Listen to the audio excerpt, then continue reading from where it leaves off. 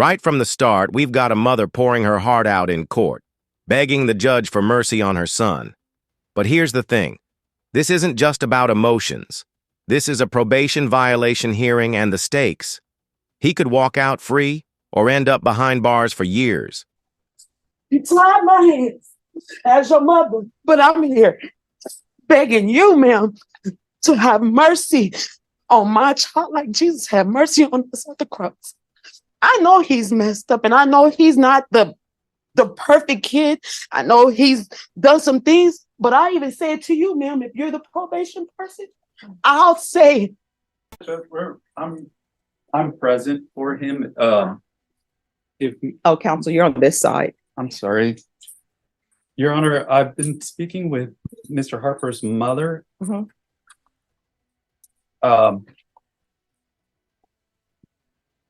She wants to address the court. She's not happy with I have not had a chance to speak with Mr. Harper because I've been spending my time with his mother, and she's not satisfied with my demeanor and with what the assistant district attorney has offered Mr. Harper, even though he's here on not only an MTR, he has one new family violence felony charge and one misdemeanor.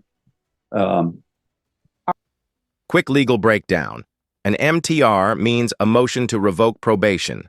The state is basically saying this person didn't follow the rules, so take away their probation and send them to jail. And here, Mr. Harper's not only facing the MTR, but also new charges for family violence. That's a huge red flag for the judge. All right, so family violence charge. Let me explain to everybody where we are.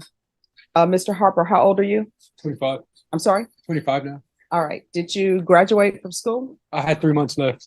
3 months? Yes. Where and for what? High school? From my bachelor's. Oh, for your bachelor's. Okay. So, Mr. Garcia, this is your client. His mom is not your client.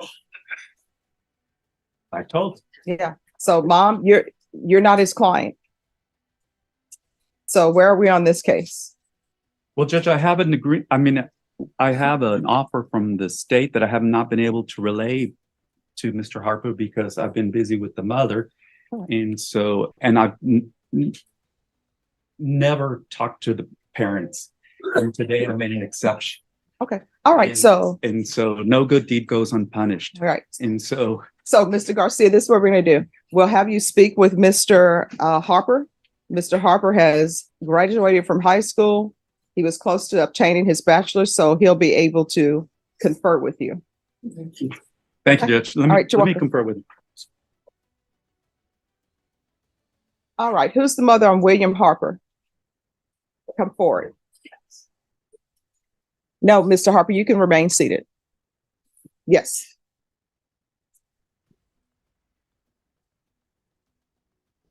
All right, Ms. Harper. Yes, ma'am. Here, can you get this to me? I want to explain something to you. Yes, ma'am. Take a deep breath. Yes, ma'am. All right, calm down. That's okay. All right, just take a deep breath.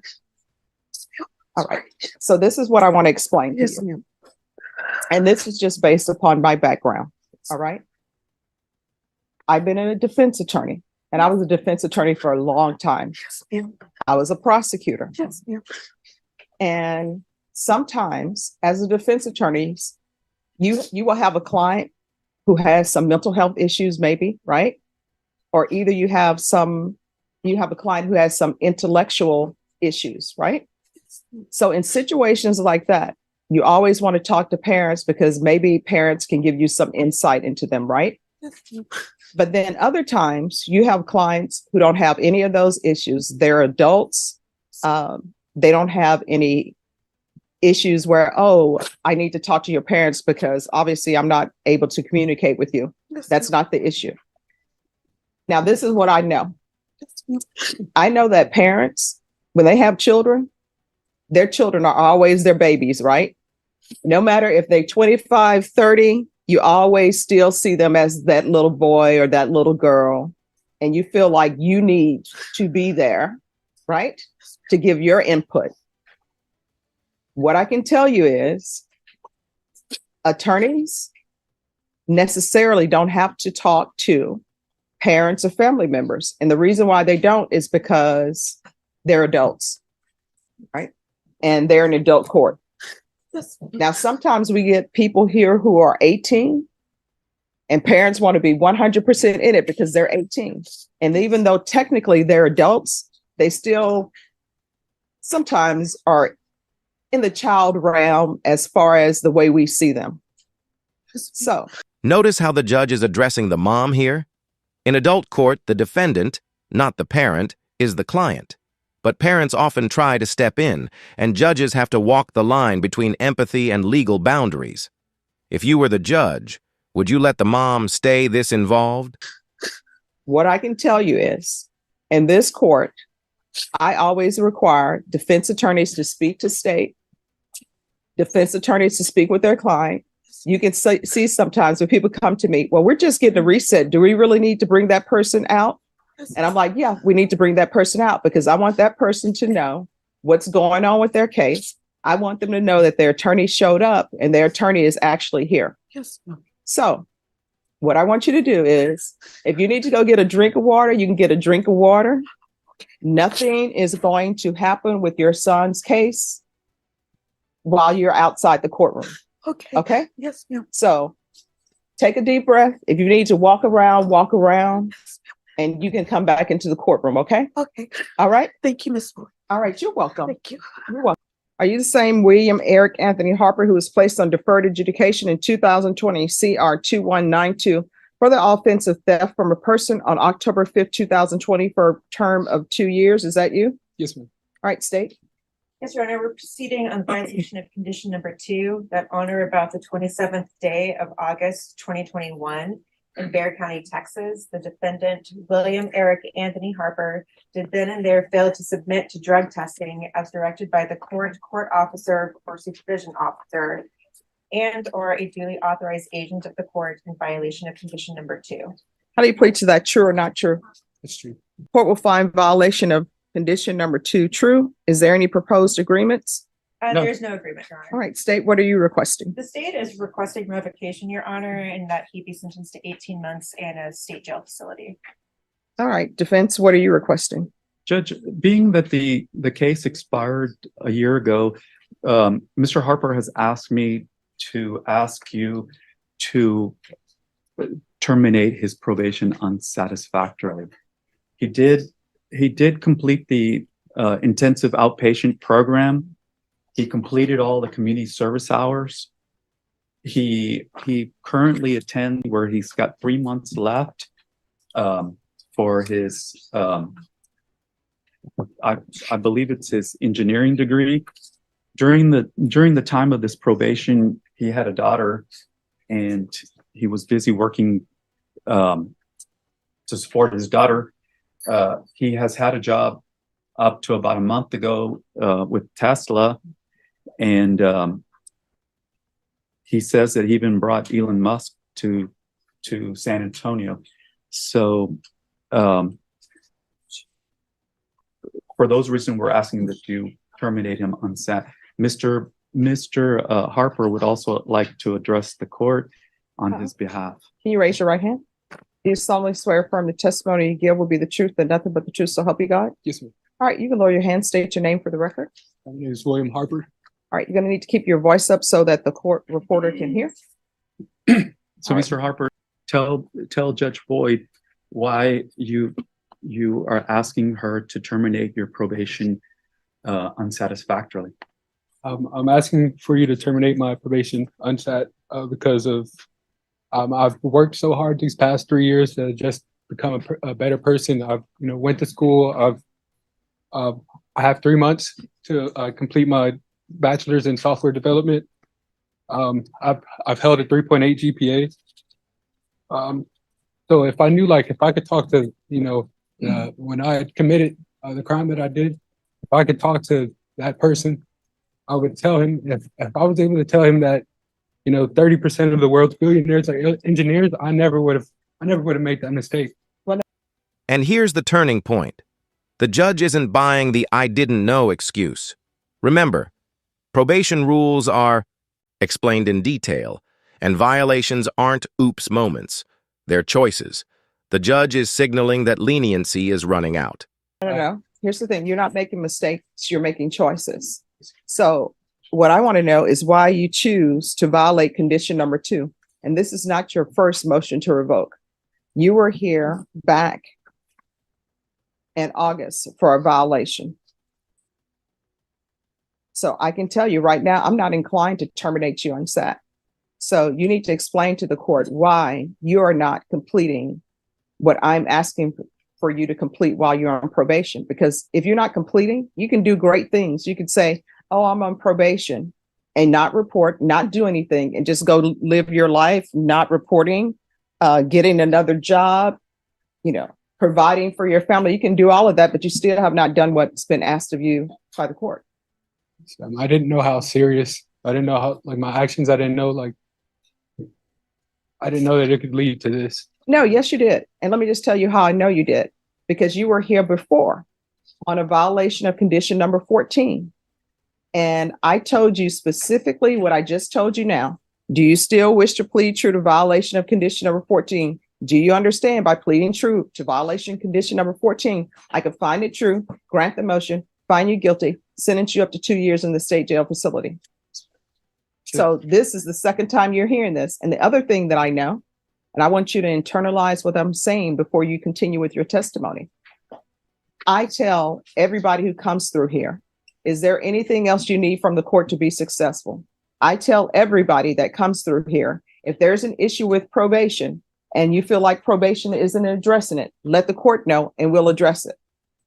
So do not start with, I didn't know about this, because I know you know, because I told you. All right?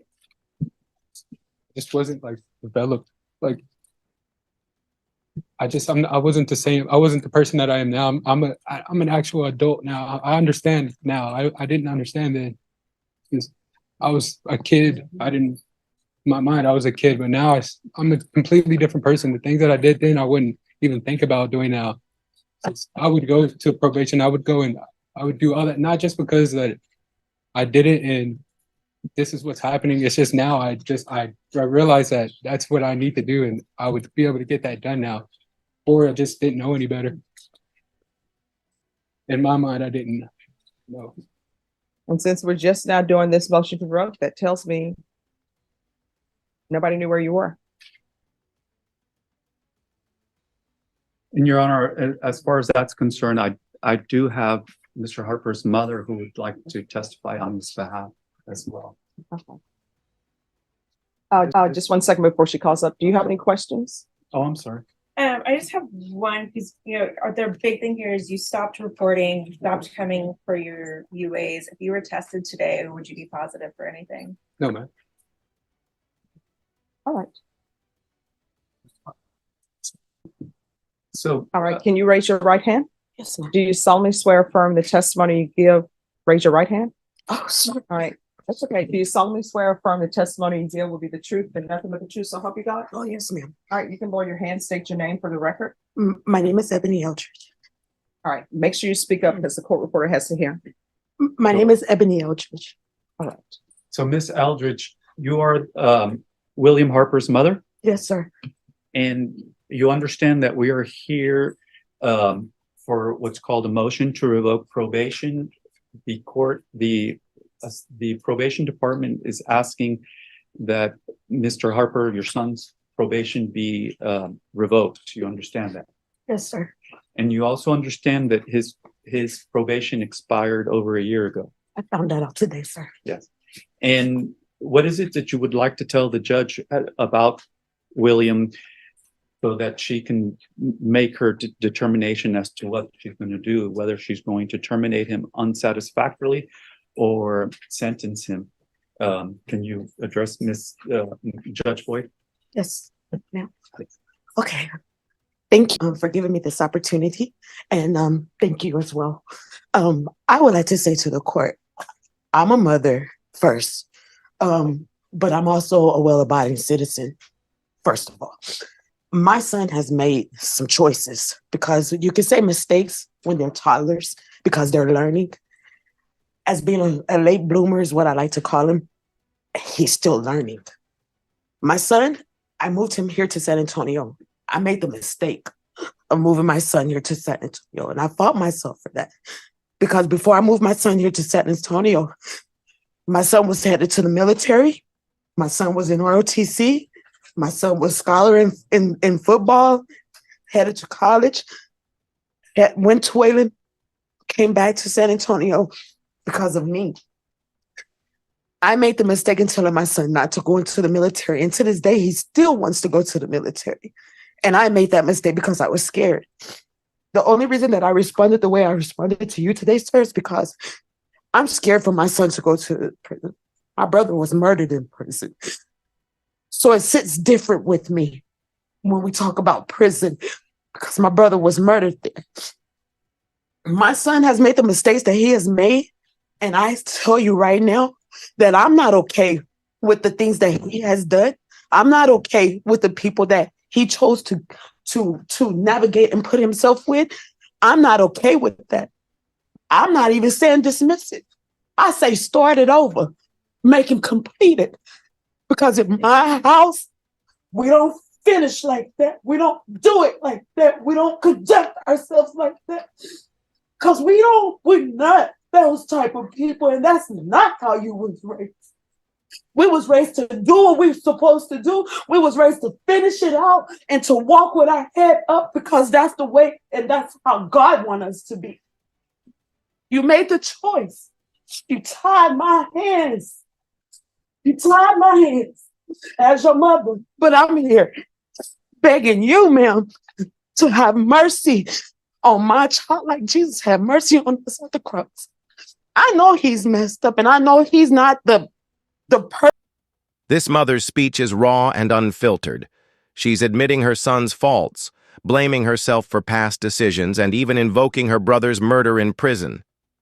This isn't just legal testimony. It's a desperate plea from someone who's terrified of losing her child forever. Perfect kid. I know he's done some things, but I even say it to you, ma'am, if you're the probation person, I'll make sure he's there. I'll make sure he does what he has to do. I get that he's an adult, and I experienced that firsthand, being told, I can't talk to you, ma'am, because that's an adult.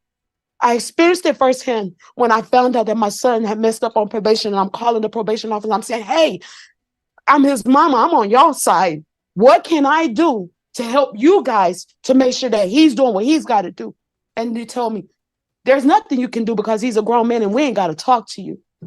I hang up and I call back and I say, hey, listen to me, please. Before we even start the conversation, let me pray with you.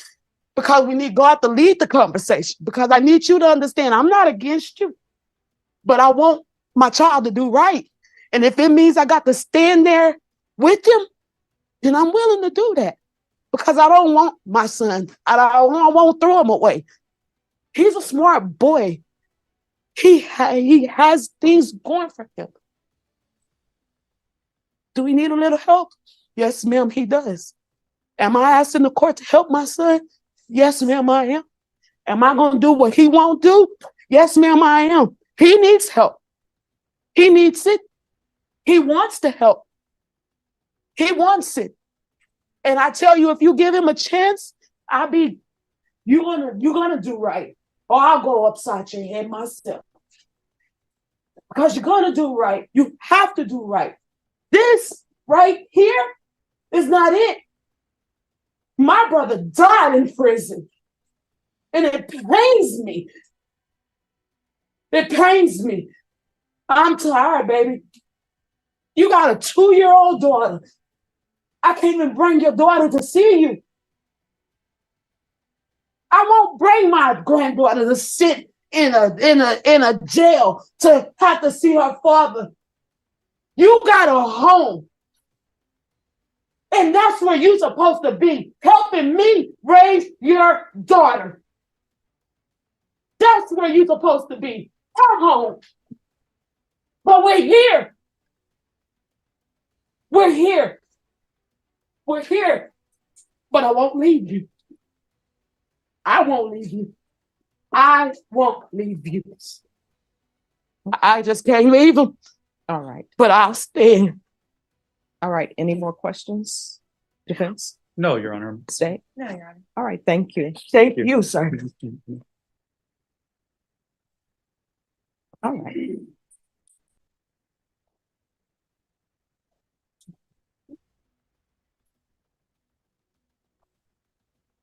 All right. It's a shame you brought your mom down for here because of your actions.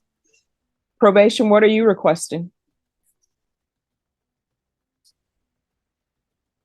Your Honor, due to the case being over their extended, expired revocation or term on SAT. Well, I can tell you all, I'm not going to terminate on set because he hasn't done anything. So there are two choices. And this is the court will do. Well, before I say that, has he done anything on probation?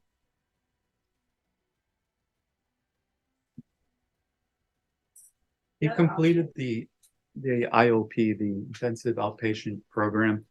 He did the community service hours. And he's paid 500 and something. Your Honor, Mr. Harper did complete intensive outpatient treatment. He completed 41 hours of his community service hours. The court waived 40 hours due to his COVID vaccine. Mhm. He paid $563 toward his assessed fees of $2,841.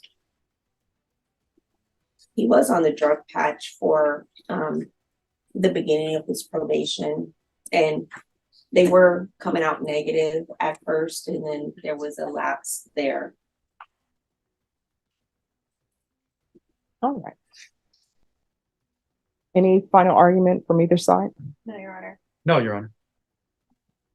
So, Oh, one thing, Your Honor, he Yes. does have two new cases which are going to be not taken care of at this time. They're still pending indictment. what are the two new cases? There's a misdemeanor interference with an emergency telephone call and a felony as well, family choking. I'm sorry.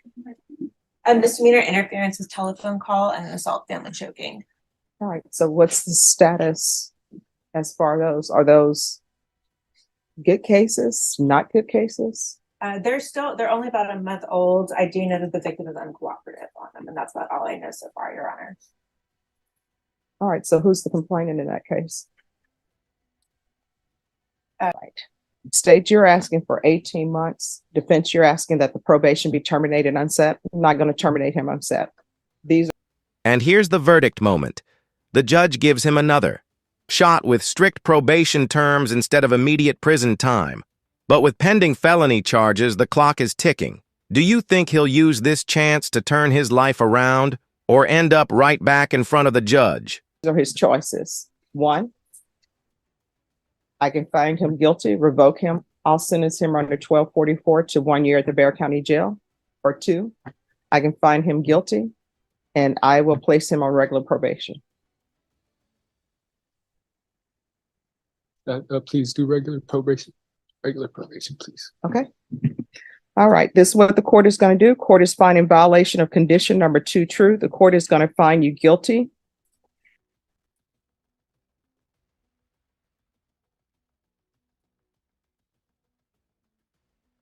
What I'm going to do, state, is there a recommendation? Oh, this is a state jail felony. I'm going to sentence you to 2 years in the state jail facility, suspended and probated for 5 years. I'm going to want 300 hours of community service restitution. I'm going to want parenting classes. Once he's completed the parenting classes, 150 hours will be deemed satisfied. And then you are to get your degree or either some sort of trade certificate. And once that is done, the remaining of the community service will be deemed satisfied. There's going to be regular reporting by Zoom or in person. There'll be random regular UAs. There's to be no contact, proof of employment, within 30 days of release. There's to be no employment as a home health care provider or with minors. Probation, does he need another tap? Yes, Your Honor. All right, we're going to do a tap evaluation, and that's going to take place while you're in custody. And if TAP recommends inpatient treatment, we'll start with intensive outpatient treatment. If they recommend outpatient treatment, we're still going to start with intensive outpatient treatment. I'm going to want 90 sober meetings in 90 days. Field visits, 1 time per month for 3 months. And then thereafter, as probation deems necessary after the 3rd month.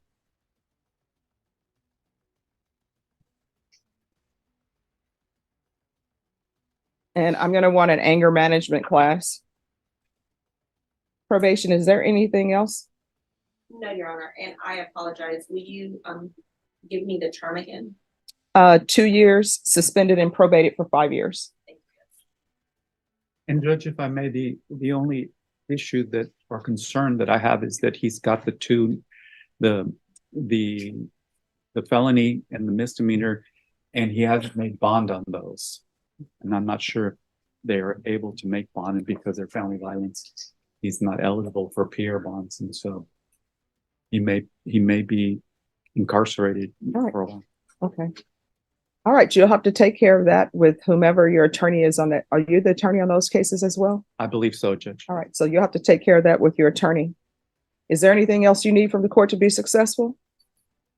Just the drug classes, the anger management classes. Mhm. Any classes I can get. I just want to be a better person. And, this is a turning point in my life. I want to do better. So. Okay. All right, I'm going to show you what's entitled Trial Court Certification of Defendant's Rights to Appeal. Did you review that with your attorney? Did you understand it? Yes, sir. All right, this is not a plea bargaining case. You do have a limited right to appeal. That right to appeal is as it relates to the allegations in the motion, not the fact that you were on deferred adjudication. Do you understand? Yes, sir. All right, is there anything else from either side? We're going to go off the record. No, Your Honor. I'm going to say this again, and I've said it to you before, and I say it to everybody. If there's an issue with probation and you feel like they're not addressing it, you can always come to the court to ask. You understand? Yes, sir. I mean, what do you mean by that? Like, come to the court? What do you mean? Oh, your attorney will explain it to you. People have just walked in and said, hey, I'm having an issue with probation, Okay. and we'll address it. But I'll do not come back to me for failure to report and not doing what you're supposed to do. You understand? Yes, ma'am. And the way you were over there crying with your mom, stop breaking your mom's heart. I know. I'm so sorry. All right. Good luck to you. Okay, this is for you.